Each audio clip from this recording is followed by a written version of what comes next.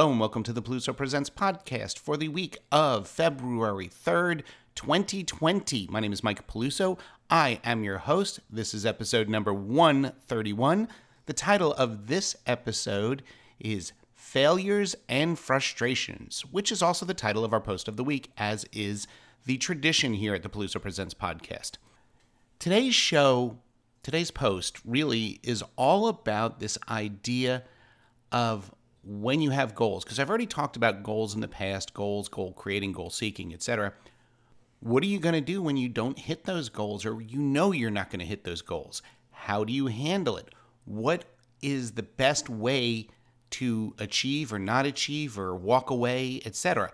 That's today's show. It's what it's all about. It's this idea of if you've got goals in your life, how do you manage them when you're going to fail or you have failed at that goal? Because it happens all the time. Failure is a good thing. I want to reiterate that.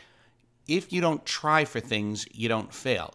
Typically speaking, if you're trying to do something new and different, you're going to fail a lot. You're going to fail up is what's going to happen. You're going to try, you're going to fail, you're going to try, you're going to fail again, you're going to try, and you're going to fail again. Eventually, you're going to learn what not to do. And then one day you're going to try, and you're going to be somewhat successful at it. But you still got to figure out how to handle some of those bigger failures, and that's today's show. So I talk about the 3 R's. I'm not going to go into it too much because they're kind of cool. Now, a little point of note, and I do have a disclaimer before the post of the week. This post was part of that Right Ahead 2 years, and so it's a little bit older, and some things have changed since I've written the post and since I've orated it. Listen to the disclaimer before it.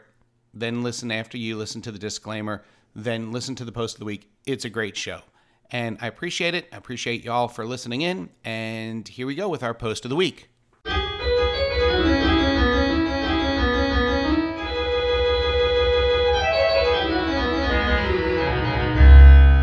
Post of the week.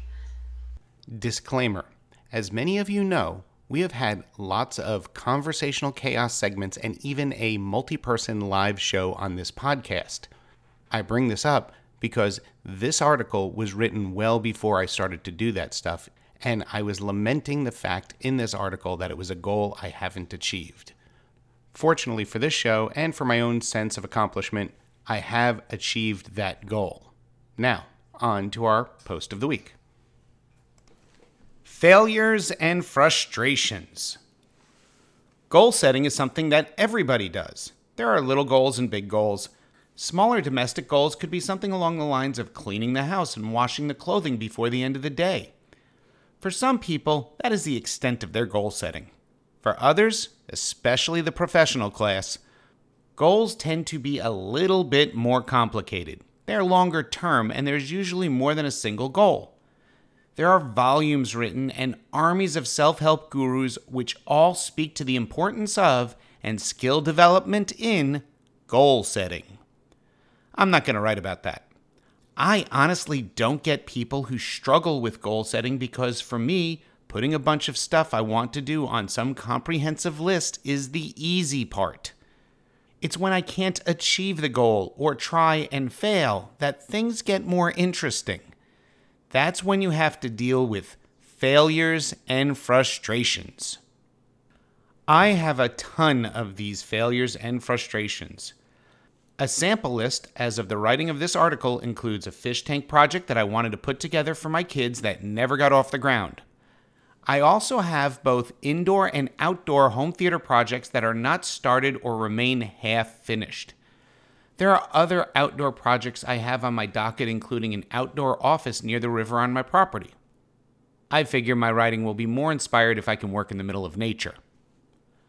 I have many more frustrations at not achieving the goals I set for myself with the blog, podcast, and book. I had a goal of keeping my articles short, 2 pages max. I have learned that I have a really hard time being succinct because I like to dive deeply into my subject matter. I figured I could find an editor to help me. That didn't work out so well. I wanted to become an expert at multi-person podcasting. I still have yet to record my first group podcast, even though I have all the equipment needed. I expected to finish my book 2 years ago, and although much of it is done, It's been over a year since I worked on it in earnest. Usually, when I reflect on all of the things that I have yet to complete, my sense of frustration grows. I'm sure there are some personality types where an unfinished goal isn't a bother. They can let the project sit unfinished for decades. I eventually force myself to deal with the outstanding goal or lack of progress on said goal, as the case may be. There are really 3 different tactics that I use to manage the frustration and failure of not addressing or achieving a stated goal. I use the 3 R's of release, re-engage, and re-engineer. Release. I think the first option is to release the goal, i.e., simply give up. I don't feel like there's any shame in it, although I believe we are socialized to look down at giving up. This probably goes back to grammar school when a failure was considered a very bad thing. Failures in the real world have value in that they teach us what not to do. The key to success in giving up is to know when to do it. As an example, when I was much younger, I was seriously into high-fidelity car audio systems. One of the proudest moments of my semi-adult youth was when a childhood friend, one who was a musician, heard the quality of my stereo for the first time and told me it was the most amazing thing he had ever heard in his life. I have always had the goal of recapturing that experience in my current vehicles. So little by little, I collected some higher-end, but not crazy expensive, car stereo equipment for my current ride, with the goal of approximating what I had when I was younger. The amplifiers and speakers sat in my office for about 1.5 years, and I eventually decided to sell it and give up on the goal. I gave up on my car stereo that I desperately wanted because it was never going to happen. I realized that for the final pieces of the project, including the install, I had to come up with a pretty hefty chunk of change. I could have done it, but there were so many other things in my life that took priority, I knew it wasn't a realistic option for me. How do you decide when to give up? That's easy. You do it when the thing that's keeping you from your goal isn't going to go away, possibly ever. In my case, I knew I had to put my family's quality of life needs well above being able to jam out on my 10-minute commute to work. Those needs are ongoing, and there will always be something the family will need as the years go by and life happens. Re-engage. The second option is to re-engage. This is especially helpful when that goal is not getting any progress, but it's still a viable goal. If you have multiple goals, then you have to prioritize. After the prioritization happens and you know what is next on the list, then take a step in that direction. This is exactly the foundation behind Dave Ramsey's baby steps for getting out of debt. It's all about activities that make an emotional connection to the goal. For me, re-engaging my book meant figuring out a way to have time where that would be the only thing I focus on. Since I wanted to keep the blog and podcast moving along, I came up with this audacious goal to get 2 years ahead in articles. At the time of this writing, I'm really close to that goal. In fact, this article is part of the last 10 I need to write before I can put down the blog for a year. Re-engineer. Goals should be somewhat flexible where they can be, but often we don't build flexibility into a goal we set for ourselves. Losing 50 pounds this year is a really good and specific goal. But if your body is only allowing you to lose 1 pound per month because of your specific biology, then 50 pounds isn't going to happen, at least not this year. Changing that goal mid-stride to 10 pounds is definitely reasonable. There should be no shame in it, although there is always that sense of failure if you didn't do what you originally set out to do. The best consolation for re-engineering a goal is to continually remind yourself that there is nothing wrong with accepting that it's a simple case of biting off more than you can chew. In my case, I have a couple that I'm re-engineering. I'm seriously considering changing my outdoor theater project from one inclusive, gigantic, complex screen to one that's based around a simple pull-up screen. The big screen and everything involved with that project was just too much to pull off. Another case of where I have already re-engineered the goal was my goal of wanting to be 2 years ahead in the blog before I took a blogging sabbatical to re-engage writing the book. At the time I decided to do that, I was posting 1 article per week. After working on articles for 20 days straight during my big winter break, I realized it would be another year or more of working before I had hit 2 years ahead in articles. I was close to 1 year in the can, and I knew I could hit that goal within 6 months of writing. So I re-engineered the goal by cutting my publishing need in half by posting an article every other week and doing the podcasting in the alternate weeks to keep the content publication stream steady. Voila! My 1 year became 2. The re-engineering worked, and I have a high probability of hitting my goal of 2 years in the can before summer begins, just not as I originally envisioned. Success in failure. Earlier, I mentioned that failures have value in what they teach us not to do. To this point, most private sector business leaders will recommend failing often. As an aside, that's a great inspirational leadership position from a motivational speaker or public-facing CEO, but it only works in organizations and industries that actually value trial and error. Typically, big failures at work get someone fired.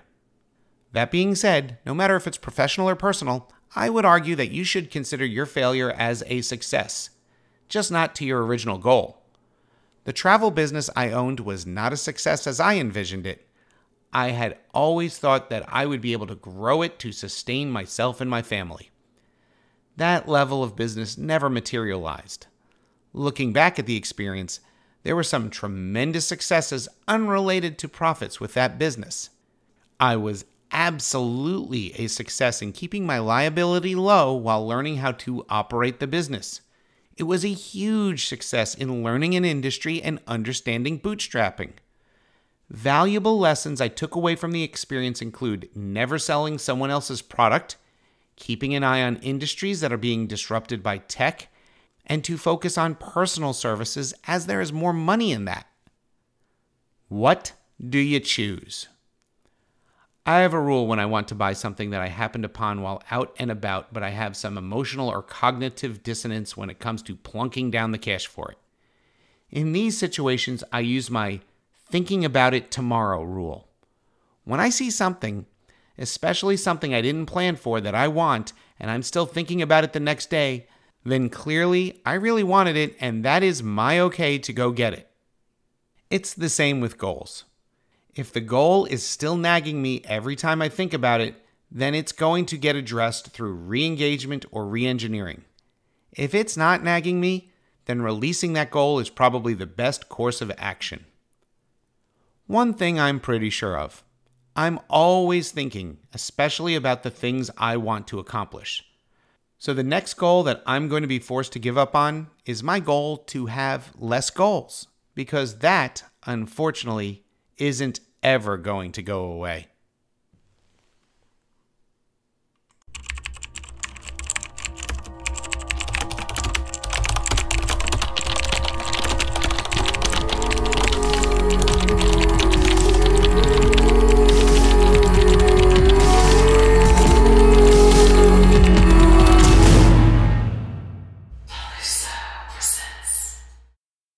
We hope you enjoyed this episode of the Peluso Presents podcast.